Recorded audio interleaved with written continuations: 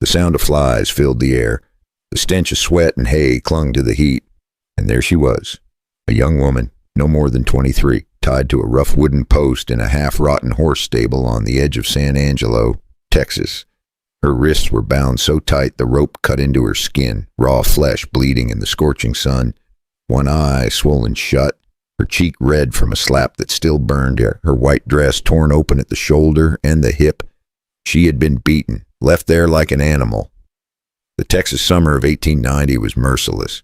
Dust swirled through the broken slats of the stable, coating her torn dress, sticking to the sweat on her bruised skin. She trembled, not just from pain but from fear, that sick kind of fear that makes your chest heavy. She tried to fight. You could see it in the rope burns on her arms, in the way her knees were scraped raw from struggling to stand. But now she hung limp, her breathing shallow, her eyes staring at the doorway like she was praying for someone, anyone, yet to come. Men of the West knew cruelty. They had seen lynchings, cattle rustlers, cold-blooded killings in saloons. But this was different. This was the sight of innocence crushed by greed and power. It was a picture that would gut any man, especially one who had ever raised a daughter or loved a woman. The question screamed in the silence. Who could do this? And why? It was into this silence that Elias Carter stepped. A rancher of 51 years, carrying the weight of a life hardened by loss and solitude. He was no stranger to pain. But what he saw inside that stable froze him in place. The sun seemed to dim, the world seemed to narrow to one sight. A girl, broken but still alive, her eyes wet with tears she refused to shed. But cutting those ropes was only the beginning. The real danger was waiting at his own ranch. Elias did what any man with a heart still beating would do. He pulled his knife, sliced through the ropes, and caught Clara before she crumpled into the dirt. Her body was weak, trembling like a foal just born, her skin hot from the relentless Texas sun. He carried her out of that stable, laid her carefully across his horse, and set off for his ranch. With every hoofbeat, Elias felt the weight of something heavier than the girl in his arms. He was hauling trouble, and he knew it. By the time they reached the ranch, the sky had turned the color of burning coals. Elias brought her inside his small cabin, the smell of wood smoke and leather wrapping around them. He lowered her into a chair and filled a cup with water from the pump outside. She drank like a woman starved, each sip slow, her lips trembling against the tin. Only then did she finally find her voice. She told him her name, Clara Hayes. She told him she was the daughter of a rancher up in Wichita County. Her father owned land that stretched wide and green, land that had caught the eye of a man named Grayson. Grayson was a man of wealth and temper, the sort who believed money bought everything. Clara's father told him no, and Grayson, not used to hearing that word, sent his men to make the answer change. They had taken Clara, tied her, beaten her, and left her to rot. She was not the end goal. She was leverage, a pawn in a bigger game to crush her father's will and seize his land. Elias sat silent, listening, his jaw hard as stone. He had known men like Grayson all his life, men who built empires on fear, who twisted the law to their liking. But he also knew this land, this Texas dirt, and he knew when it was worth standing your ground. The thought of Clara's father forced to his knees, and Clara used his bait, turned his stomach. Clara's eyes met his across the cabin table. They were tired eyes, bruised and swollen, but inside them was a spark. She had endured pain no one her age should ever face, yet she was not broken.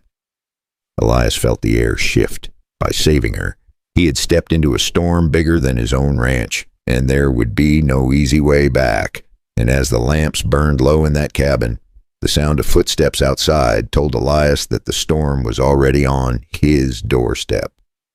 The night was quiet, too quiet for Texas. Elias knew his land. He knew the sound of coyotes yipping, the lowing of cattle, the creak of the windmill. But what he heard now was different. Slow boots on dirt. Someone outside his cabin. His hand moved to the old Colt resting on the table.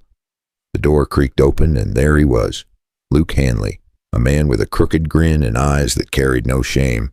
He was one of Grayson's men, the kind who did not ask questions, only swung fists and tied knots. Clara gasped when she saw him. Her whole body stiffened like the ropes had found her again. Luke leaned against the doorway, too casual for a man caught in another man's home. He told Elias he had come for the girl. He said it plain, like she was cattle to be herded back. Elias stood, his jaw set, the Colt in his hand steady. There was a pause, the kind that feels like thunder building on the horizon. Then Clara broke it. Her voice was raw but strong. She shouted, warning Elias just as Luke lunged forward. That one shout gave Elias the edge. The rancher slammed Luke against the wall, years of hard work in the fields turning into raw power. Luke fought, but Elias pinned him down, and the fight drained out of him like water through dry sand. When Elias searched him, a packet of bills fell to the floor, fresh money stamped with the mark of the Wichita County Bank. Bills known to come from Grayson's accounts. It was proof, the kind you did not need a judge to read. Clara's face went pale. She remembered one of the men jeering when she was tied, saying Grayson would finally get what he wanted. Now the pieces fit. Elias stared down at Luke, the man squirming like a snake caught under a boot. The truth was clear. Clara had been right. She was just a pawn in a land grab that stank of greed and arrogance. Elias felt that old fire in his chest. He had lived a long life, seen men broken by power, but this was different. This was his ranch, his land, his home, now tied to the fate of this young woman. And if you want to ride with us deeper into this storm, hit that subscribe button so you will not miss the moment when Grayson himself steps into the light. Dawn came slow, bleeding light across the Texas plains. Elias had not slept. He sat by the window with his rifle laid across his knees, watching the line where the land met the sky. Clara dozed in the chair by the fire, her face pale but her spirit unbroken. The night had given them no peace, only the heavy truth that more trouble was coming. Then he heard it. Hooves. Not one horse, but several. The sound rolling like distant thunder. Elias stood and looked out. 3 riders were making their way toward the ranch, their shapes growing larger with every beat of their horses. Each carried the kind of swagger that came from knowing folks feared them. Clara woke with a start when Elias chambered around. She whispered his name, her voice tight. But there was no need for words. Both of them knew this moment was coming. Grayson had sent more men, and they were here to finish what Luke could not. The riders dismounted in a cloud of dust, their boots crunching against the dry earth. They carried torches and cans of kerosene, the kind of tools that could turn a ranch into ashes in minutes. One of them shouted for Elias to come out and hand over the girl. His tone was not a request, yes, it was a threat. Elias stepped onto the porch, rifle steady, his shadow long in the rising sun. He called back, his voice low but sharp, telling them this ranch was not theirs to take. The standoff stretched long, the kind of silence that makes your heart pound in your ears. Then everything broke loose. A torch sailed through the air, landing against a pile of hay. Clara, without thinking twice, grabbed a bucket of water and threw it over the flames. At the same moment, Elias squeezed the trigger. The first rider dropped, his torch clattering to the ground. The second rushed forward, pistol drawn, but Elias spun and fired again. The third scrambled for cover, only to be startled when Clara hurled a wooden beam at his horse, sending the animal rearing and throwing its rider to the dirt.